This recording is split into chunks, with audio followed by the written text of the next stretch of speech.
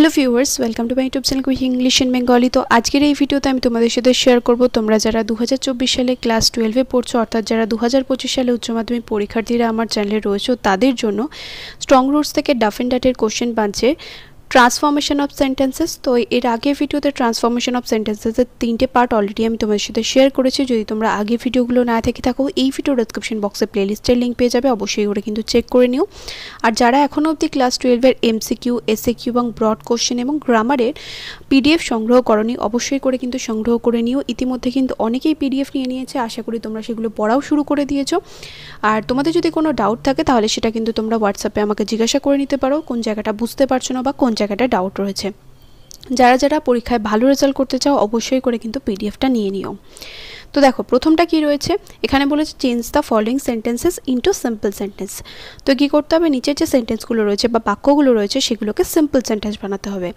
প্রথমটা রয়েছে but I am quite certain that far more outsiders ate with us. তো এখানে দেখো ক্লজের ব্যবহার হয়েছে, but I am quite certain, কিন্তু আমি বেশ নিশ্চিত ছিলাম যে অনেক বেশি বাইরের লোক আমাদের সাথে খেত। তো সিম্পল সেন্টেন্সের তো একটা নিয়ম তোমরা খুব ভালো করে জানো যে একটাই মাত্র মেইন ভার্ব থাকবে আর কোনো রকম ক্লজের ব্যবহার এখানে হবে না। তো মেইন ভার্ব একটা রাখতে হলে বাকি ভার্বগুলোকে কি করতে হবে, হয় বাদ দিতে হবে, না হলে সেটাকে নন ফাইনাইট ভার্বে পরিণত করতে হবে। তাহলে আমি নিশ্চিত ছিলাম, কি সম্বন্ধে নিশ্চিত ছিলাম, যে বাইরের অনেক লোক আমাদের সাথে খেত। তাহলে এখানে বাট ওয়ার্ডটা কি থাকবে একটুখানি, কিন্তু বাট এটা কিন্তু এখানে কনজাংশন হিসাবে ইউজ হয়নি, এটা একটা সেন্টেন্সের পার্ট হিসাবে রয়েছে, তাই বাটটা কিন্তু এখানে থাকবে। বাট আমি নিশ্চিত ছিলাম, আমি বেশ নিশ্চিত ছিলাম যে অনেক বাইরের লোক আমাদের সাথে খেত। তাহলে কীরকমভাবে লিখবে, যে এটা নিশ্চিত মানে বেশ নিশ্চিত ব্যাপারটা ছিল যে অনেক বাইরের লোক আমাদের সাথে খেত। তার but quite certainly far more outsiders ate with us. তাহলে কোয়াইট সার্টেনলি যে আই এম কোয়াইট সার্টেন, এই জায়গাটা কি বসবে, but quite certainly far more outsiders ate with us, এইরকমভাবে হবে যে নিশ্চিতভাবে অনেক বাইরের লোক আমাদের সাথে খেত, বাট কোয়াইট সার্টেনলি এটা কমা হবে। তারপর I lived in an ancestral house, in our ancestral house, আমি আমাদের পৈতৃক বাড়িতে থাকতাম, which was built in the middle of the 19th century, যেটা কিনা 19 শতকের মাঝামাঝি সময় তৈরি হয়েছিল। এটা তো খুবই সহজ, we lived in our ancestral house, হুইচটাকে বাদ দিয়ে দেবো, ওয়াজটাকেও বাদ দিয়ে দেবো, তাহলে এখানে কি হলো, পার্টিসিপল থাকলো। We lived in our ancestral house comma built in the middle of the 19th century, যেটা 19 শতকের মাঝামাঝি সময় তৈরি হয়েছিল। এরপরেরটা she would place a banana leaf before me, সে আমার সামনে একটা ব্যানানা লিফ রাখতো, মানে কলা পাতা রাখতো, on which she then ladled rice and aromatic sambar, যেটার উপর সে কী করতো, তারপর ভাত ঢেলে দিত এবং সুগন্ধি সাম্বার দিত। তাহলে আমার সামনে প্রথমে সে কলা পাতাটা রাখতো, তারপরে তো সে ভাতটা ঢেলে দিত, তাহলে এখানে কি হবে, প্লেসটাকে এখানে তুমি ভার্ব হিসাবে ধরবে, কারণ দুটো সেন্টেন্সেই দেখো দুটো পার্টে কিন্তু কাজটা কে করছে, সে করছে।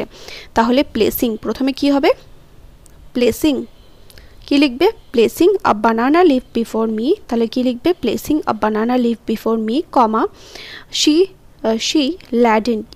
ল্যাডেলড, এখানে দেনটা লেখার দরকার নেই, she ladled rice and aromatic sambar.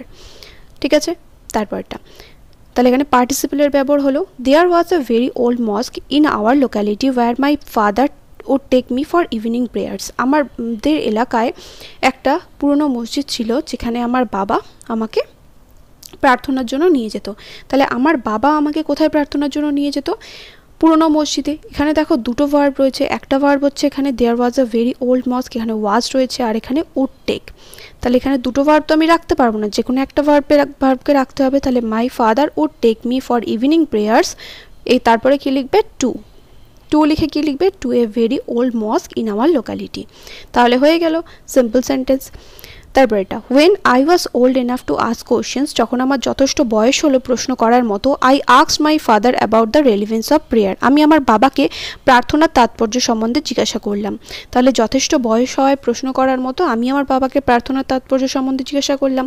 তাহলে ওয়াজটা এখানে কি, অক্সিলারি ভার্ব, তাহলে এখানে কি করব, প্রথমে বিইং হিসাবে এটাকে ইউজ করব। তাহলে being old enough to ask questions comma, তারপরে কি দেবে, being old enough to ask questions, এটা লেখার পর কমা দেবে, I asked my father about the relevance of prayer, এরকম লিখবে।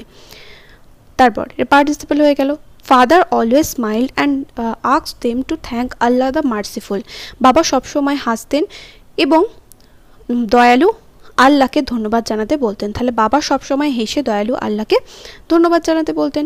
তাহলে অলওয়েজ স্মাইলিং, তাহলে কি হবে? অলওয়েজ, প্রথমে লিখবে অলওয়েজ, তারপরে কি লিখবে? স্মাইলিং। পার্টিসিপল দেখো, অলওয়েজ স্মাইলিং, কমা ফাদার, এফটা ছোট হাতের হবে, father asked them to thank Allah the merciful. তারপর our locality was predominantly Muslim, আমাদের এলাকাটা ছিল মূলত মুসলিম অধ্যুষিত, but there were quite a lot of Hindu families too, কিন্তু সেখানে অনেক হিন্দু পরিবারও ছিল। তাহলে আমাদের এলাকাটা, এখানে দেখো বাটের ব্যবহার হচ্ছে, এখানে এটা রয়েছে কম্পাউন্ড সেন্টেন্সে।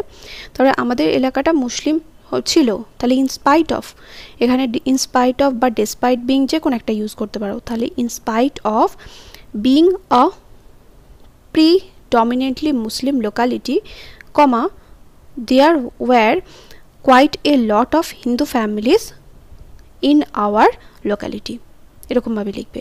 in spite of being a predominantly Muslim locality, comma there were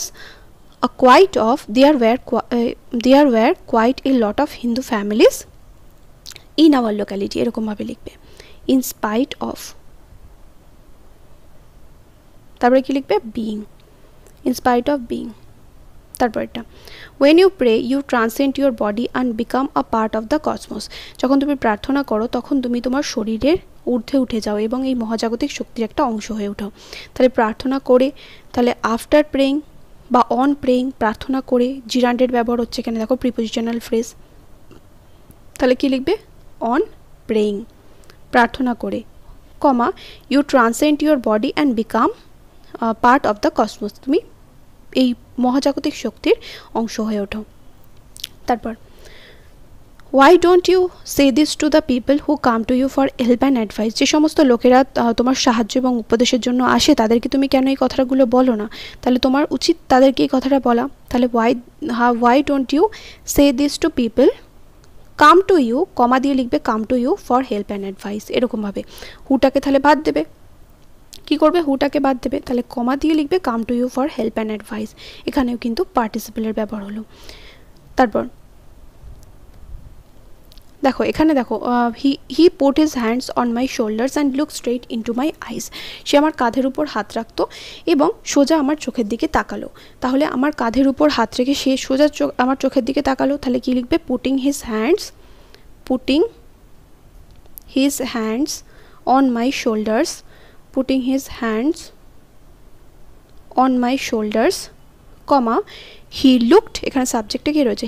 সে তো করেছিল কাজটা, he looked straight into my eyes, সে আমার চোখের মধ্যে সোজা তাকিয়েছিল।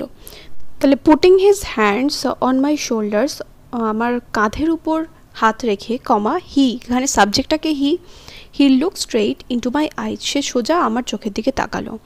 এরপরেটা রয়েছে this remained his routine even when he was in his late 60s, এটা তার রুটিন ছিল যখন সে 60 বছরের শেষের দিকে এসে পৌঁছালো। তাহলে 60 বছরের শেষের দিকে এসে পৌঁছে এটাও তার রুটিন ছিল। তাহলে this remained his routine even, এত অবধি ইভেন অবধি লিখবে, তাহলে ওয়েনটাকে বাদ দেবে, even in his late 60s, এটা তার 60 বছরের শেষের দিকেও এই রুটিনটা তার ছিল।